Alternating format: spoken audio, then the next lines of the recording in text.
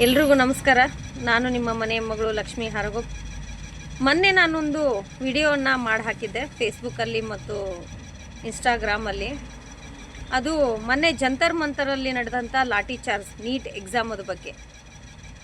ನಾನು ಯಾವುದೇ ರಾಜಕಾರಣದ ಪಕ್ಷದ ಬಗ್ಗೆ ಮಾತಾಡಿಲ್ಲ.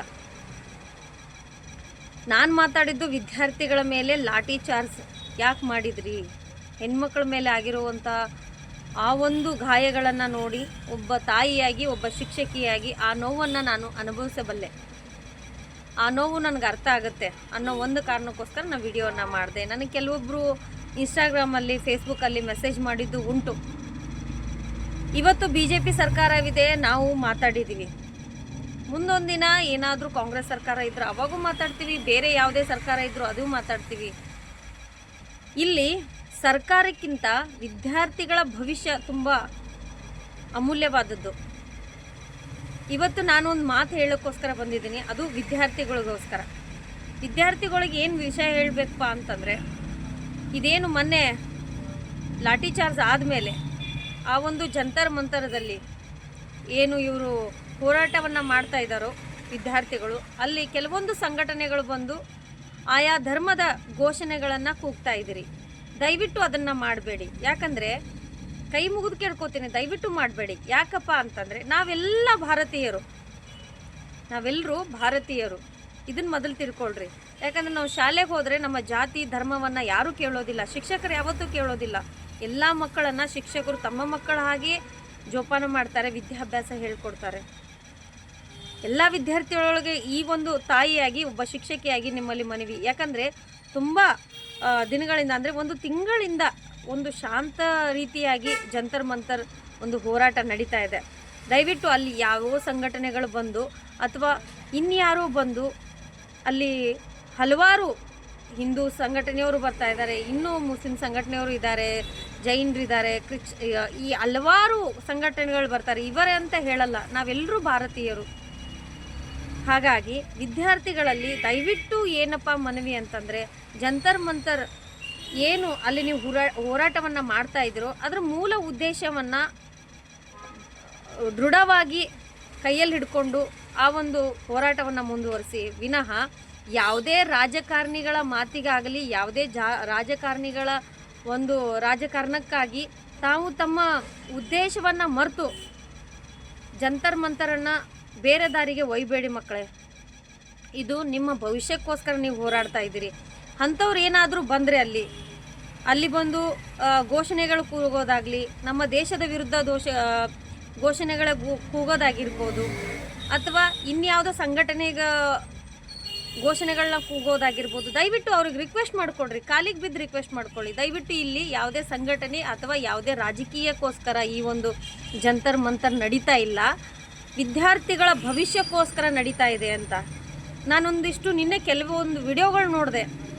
ನೋಡಿದಾಗ ಲಾಠಿ ಚಾರ್ಜ್ ಆಗಿದ್ದು ನಿಜ, ತುಂಬ ಗಾಯಗಳಾಗಿದ್ದಾವೆ, ಎಲ್ಲ ಓಕೆ. ಆದರೆ ವಿದ್ಯಾರ್ಥಿಗಳು ಕೆಲವೊಬ್ಬರು ಹೂಗಳನ್ನ ಕೊಟ್ಟು ಅವ್ರಿಗೆ ಚಪ್ಪಾಳೆಯನ್ನು ಬಾರಿಸ್ತಾ ಇದ್ದೀರಿ. ನೀವು ಅವ್ರಿಗೆ ಪೊಲೀಸರು ನಿಮ್ಗೆ ಎಷ್ಟೇ ನೋವುಗಳನ್ನು ಕೊಟ್ಟರೂ ಸಹ ನೀವು ಅವ್ರಿಗೆ ವಾಪಸ್ ಪ್ರೀತಿಯನ್ನು ಕೊಡ್ತಾ ಇದ್ದೀರಿ. ಅದಕ್ಕೆ ನಿಜವಾಗ್ಲೂ ನಾನು ಚಿರಋಣಿ. ನಾನೊಬ್ಬಳು ಶಿಕ್ಷಕಿಯಾಗಿ ಇಂಥ ವಿದ್ಯಾರ್ಥಿಗಳಿಗೆಲ್ಲ ನಾನು ಪಾಠ ಮಾಡಿದ್ದೀನಿ ಅಂತ ಹೇಳ್ಕೊಳ್ಳೋಕ್ಕೆ ನನಗೆ ಹೆಮ್ಮೆ ಅನಿಸುತ್ತೆ. ಅಂಥ ವಿದ್ಯಾರ್ಥಿಗಳಿಗೆ ನಾನು ನಿಜವಾಗ್ಲೂ ಧನ್ಯವಾದವನ್ನು ಸಲ್ಲಿಸ್ತೀನಿ. ಆದರೆ ಇನ್ನೂ ಉಳಿದಂಥ ವಿದ್ಯಾರ್ಥಿಗಳಿದ್ದಾರೆ, ಒಂದು ಸ್ವಲ್ಪ ವಿದ್ಯಾರ್ಥಿಗಳಿದ್ದಾರೆ, ಎಲ್ಲರೂ ಅವರೇ ಅಂತಲ್ಲ, ಒಂದಿಷ್ಟು ವಿದ್ಯಾರ್ಥಿಗಳಿದ್ದಾರೆ. ಅಂಥ ವಿದ್ಯಾರ್ಥಿಗಳು ಪೊಲೀಸರ ಮೇಲೆ ತಾವೇ ಸ್ಪ್ರೇಗಳನ್ನು ಮಾಡ್ತಾ ಇದ್ದೀರಿ, ಹಾಗೆ ಒಂದಿಷ್ಟು ಬಡದಾಟಗಳನ್ನ ಮಾಡ್ತಾಯಿದ್ರಿ. ಬೇಡ ವಿದ್ಯಾರ್ಥಿಗಳೇ, ಬೇರೆ ಯಾರ್ದೋ ಮಾತುಗಳನ್ನ ಕೇಳಿ ಆ ರೀತಿ ನೀವು ಮಾಡೋಕ್ಕೆ ಹೋಗಬೇಡಿ. ಯಾವುದೋ ರಾಜಕಾರಣಿಗಳ ಮಾತುಗಳನ್ನ ಕೇಳಬೇಡಿ. ಹಾಗೆ ಎಲ್ಲ ಪಕ್ಷದವರಿಗೂ ಕೈ ಮುಗಿದು ಕೇಳ್ಕೊಳ್ಳೋದು ಒಂದೇ, ಇವತ್ತು BJP ಆಗಿರಲಿ, ಕಾಂಗ್ರೆಸ್ ಆಗಿರಲಿ, JDS ಆಗಿರಲಿ, ಇನ್ನು ಹಲವಾರು ಪಕ್ಷಗಳಾಗಿರಲಿ, ಆಮ್ ಆದ್ಮಿ ಆಗಿರಲಿ, ಇನ್ನು ಯಾವುದೇ ಪಕ್ಷಗಳಾಗಿರಲಿ, ಒಬ್ಬ ಸಾಮಾನ್ಯ ಪ್ರಜೆಯಾಗಿ ನಾನು ಕೇಳ್ಕೊಳ್ಳೋದೇನಪ್ಪ ಅಂತಂದರೆ, ವಿದ್ಯಾರ್ಥಿಗಳಿಗೆ ಭವಿಷ್ಯಕ್ಕೋಸ್ಕರ ತಾವೆಲ್ಲರೂ ನಿಂದ್ರಿ, ಅವ್ರಿಗೆ ಸಪೋರ್ಟ್ ಮಾಡಿರಿ. ಅದು ಬಿಟ್ಟು ನಿಮ್ಮ ರಾಜಕಾರಣಕ್ಕೋಸ್ಕರ ವಿದ್ಯಾರ್ಥಿಗಳನ್ನ ದಯವಿಟ್ಟು ಬಳಸಕ್ಕೆ ಹೋಗ್ಬೇಡ್ರಿ. ಯಾಕಂದರೆ ನಾವು ಚಿಕ್ಕವರಿದ್ದಾಗ ಎಲ್ಲ ನಮಗೆ ಶಿಕ್ಷಕರು ಹೇಳ್ತಾ ಇದ್ರು, ಯಾವ ಜಾತಿ ಭೇದನೂ ಇಲ್ಲ, ಎಲ್ಲರೂ ಸಮಾನರು, ಸರಿಯಾಗಿ ಓದಬೇಕು, ನಿಮ್ಮ ತಂದೆ ತಾಯಿನ ಸಾಕಬೇಕು ಅಂತ ಹೇಳ್ತಾ ಇದ್ರು ಕಲಿಸಿದಂಥ ಶಿಕ್ಷಕರು. ಇವತ್ತು ನಾನು ಅದನ್ನೇ ಹೇಳ್ತಾ ಇದ್ದೀನಿ ಮಕ್ಕಳೇ, ನಿಮ್ಮ ಜೀವನ ತುಂಬ ಅಮೂಲ್ಯವಾದದ್ದು, ನಿಮ್ಮ ತಂದೆ ತಾಯಿಗೆ ಅಮೂಲ್ಯವಾದದ್ದು. ಯಾಕಂದರೆ ಸರ್ಕಾರ ಇವತ್ತಿರುತ್ತೆ, ನಾಳೆ ಹೋಗುತ್ತೆ, ಮತ್ತೆ ಬೇರೆ ಸರ್ಕಾರ ಬರುತ್ತೆ, ಇಲ್ಲ ಅನ್ನಲ್ಲ. ಆದರೆ ನಿಮ್ಮ ಜೀವನ ತುಂಬ ಇಂಪಾರ್ಟೆಂಟ್. ಯಾಕಂದರೆ ಒಂದು ಮಗು ತನ್ನ ತಾಯಿ ಕಣ್ಮುಂದೆ 5 ನಿಮಿಷ ಇರಲಿಲ್ಲ ಅಂದರೆ ಎಷ್ಟು ಒದ್ದಾಡ್ತಾಳೆ ತಾಯಿ ಅನ್ನೋದು ತಾಯಿಗೆ ಮಾತ್ರ ಗೊತ್ತಿರುತ್ತೆ. ಹಾಗಾಗಿ ಎಲ್ಲ ವಿದ್ಯಾರ್ಥಿಗಳು ಏನು ಮಾಡಬೇಕಪ್ಪ ಅಂತಂದರೆ ಶಾಂತ ರೀತಿಯಿಂದ ಜಂತರ್ ಮಂತರ್ ಕಾರ್ಯಕ್ರಮವನ್ನು ಮಾಡ್ಕೊಳ್ರಿ, ಹೋರಾಟವನ್ನು ಮಾಡಿರಿ. ನಿಮ್ಮ ಗುರಿ ಏನಿದೆಯೋ ಅದರ ಕಡೆಗೆ ಫೋಕಸ್ ಮಾಡ್ಕೊಂಡು ಮುಂದೆ ಹೋಗ್ರಿ. ಯಾವುದೇ ರಾಜಕಾರಣಿಗಳ ಮಾತಿನಲ್ಲಿ ನೀವು ಏನು ನಂಬಿಕೆಯನ್ನು ಇಟ್ಕೊಳ್ಳೋಕೆ ಹೋಗಬೇಡಿ. ನಿಮ್ಮದು ಏನಿದೆಯೋ ನೀವೇನು ದೃಢ ನಿರ್ಧಾರ ಮಾಡಿಕೊಂಡು ಈ ಒಂದು ಹೋರಾಟವನ್ನು ಮಾಡ್ತಾ ಇದ್ದೀರಲ್ಲ, ಆ ಹೋರಾಟದ ಬಗ್ಗೆ ನಿಮ್ಗೆ ಗಮನ ಇರಲಿ. ಇನ್ನು ಉಳಿದಂಥ ಯಾವುದೇ ಸಂಘಟನೆಯವರಾಗಿರಲಿ, ಇನ್ನೊಂದಿಷ್ಟು ನ್ಯೂಸ್ ಚಾನಲ್ಗಳಾಗಿರ್ಬೋದು, ಅಂಥವ್ರನ್ನೆಲ್ಲ ನಿಮ್ಮ ಸ್ಟೇಜ್ ಹತ್ರ ನೀವು ಬಿಟ್ಕೊಳ್ಳಿಕ್ಕೆ ಹೋಗಬೇಡಿ. ಮತ್ತೊಮ್ಮೆ ಹೇಳ್ತಾ ಇದ್ದೀನಿ, ವಿದ್ಯಾರ್ಥಿಗಳಿಗೆ ಜೀವನ ತುಂಬ ಅಮೂಲ್ಯವಾದದ್ದು. ನಮ್ಮ ವಿದ್ಯಾರ್ಥಿಗಳು ವಿದ್ಯಾಭ್ಯಾಸ ಮಾಡಿದರೆ ನಮ್ಮ ದೇಶ ಮುಂದುವರಿಯುತ್ತೆ. ಅದು ಯಾವುದೇ ರಾಜಕಾರಣಿದಿಂದ ಅಲ್ಲ, ಅಥವಾ ಇನ್ಯಾರ್ದು ಅಲ್ವಾ, ಅಥವಾ ನನ್ನಿಂದ ದೇಶ ಮುಂದೆ ಹೋಗಲ್ಲ. ವಿದ್ಯಾರ್ಥಿಗಳು ಭವಿಷ್ಯ, ವಿದ್ಯಾರ್ಥಿಗಳು ಓದಿ ದೊಡ್ಡ ದೊಡ್ಡ ಹುದ್ದೆ ಒಳಗೆ ಬಂದು ಏನಾದರೂ ಸಾಧನೆಯನ್ನು ಗೈದಾಗ ಮಾತ್ರ ನಮ್ಮ ದೇಶಕ್ಕೊಂದು ಒಳ್ಳೆ ಹೆಸರು ಬರುತ್ತೆ. ದಯವಿಟ್ಟು ಎಲ್ಲ ರಾಜಕಾರಣಿಗಳಲ್ಲಿ ಕೇಳ್ಕೊಳ್ಳೋದು ಒಂದೇ, ಯಾಕಂದರೆ ನಿಮ್ಮ ಮಕ್ಕಳು ಓದ್ತಾ ಇದ್ದಾರೆ, ಹಾಗೆ ನಮ್ಮ ಬಡ ಮಕ್ಕಳು ಓದ್ತಾ ಇದ್ದಾರೆ.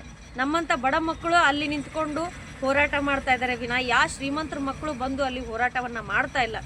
ಹಾಗಾಗಿ ಎಲ್ಲರೂ ಸಹ ಬಂದು ಆ ವಿದ್ಯಾರ್ಥಿಗಳಿಗೆ ನೀವು ಸಪೋರ್ಟ್ ಮಾಡಿ ವಿನಃ ನಿಮ್ಮ ರಾಜಕಾರಣವನ್ನು ಅದರಲ್ಲಿ ತರಬೇಡಿ. ವಿದ್ಯಾರ್ಥಿಗಳೇ, ನಿಮ್ಮ ಜೀವನ ನಮಗೆ ತುಂಬ ಇಂಪಾರ್ಟೆಂಟ್ ಇದೆ. ಹಾಗಾಗಿ ಒಂದು ತಾಯಿಯಾಗಿ ನಿಮ್ಮ ತಾಯಿ ತಂದೆಗೆ ನಿಮ್ಮನ್ನು ನ್ಯೂಸಲ್ಲಿ ನೋಡಿದಾಗ ಕೈ ಕಾಲು ಕಟ್ಟಾದಾಗ ಅವರಿಗೆ ಆಗೋವಂಥ ನೋವು ಹೇಳೋಕ್ಕಾಗದೇ ಇರೋವಂಥದ್ದು. ನಾನೇ ನಿಮ್ಮ ವಿಡಿಯೋಗಳನ್ನ ನೋಡಿದಾಗ ಎಷ್ಟೋ ಸಾರಿ ಕಣ್ಣಲ್ಲಿ ನೀರು ಬಂದಿದ್ದಾವೆ. ದಯವಿಟ್ಟು ನಿಮ್ಮ ಜೀವನ ನಿಮ್ಮ ಕೈಲಿದೆ, ಸುರಕ್ಷಿತವಾಗಿರಿ, ಯಾರ ಮೇಲೂ ಹಲ್ಲೆ ಮಾಡಬೇಡಿ. ನಿಮಗೆ ಎಷ್ಟೇ ಯಾರೇ ನೋವು ಕೊಟ್ಟರು ಅವ್ರಿಗೆ ಪ್ರೀತಿಯಿಂದ ಸ್ವಾಗತ ಮಾಡಿ ದಯವಿಟ್ಟು. ಹಾಗೆ ಎಲ್ಲ ರಾಜಕಾರಣಿಗಳಿಗೂ ನಾನು ವಿನಂತಿ ಮಾಡ್ಕೋತೀನಿ, ಇದಕ್ಕೆ ನೀವು ಸಪೋರ್ಟ್ ಮಾಡ್ತೀರಿ, ಮಕ್ಕಳ ಭವಿಷ್ಯಕ್ಕೋಸ್ಕರ ತಾವೆಲ್ಲರೂ ಹೋರಾಡ್ತೀರಿ ಅಂತ ನಾನು ಭಾವಿಸಿದ್ದೀನಿ. ಇಲ್ಲಿ ಯಾವುದೇ ಜಾತಿ ಆಗಲಿ, ಯಾವುದೇ ರಾಜಕಾರಣಿ ಆಗಲಿ ದಯವಿಟ್ಟು ಮಾಡಬೇಡಿ. ವಿದ್ಯಾರ್ಥಿಗಳ ಭವಿಷ್ಯಕ್ಕೋಸ್ಕರ ತಾವು ಕೈ ಜೋಡಿಸಿ ಎಲ್ಲರ ಜೊತೆ ನಿಂತ್ಕೊಳ್ಳಿ ಅಂತ ನಾನು ಬಯಸ್ತೀನಿ. ನಮಸ್ಕಾರ.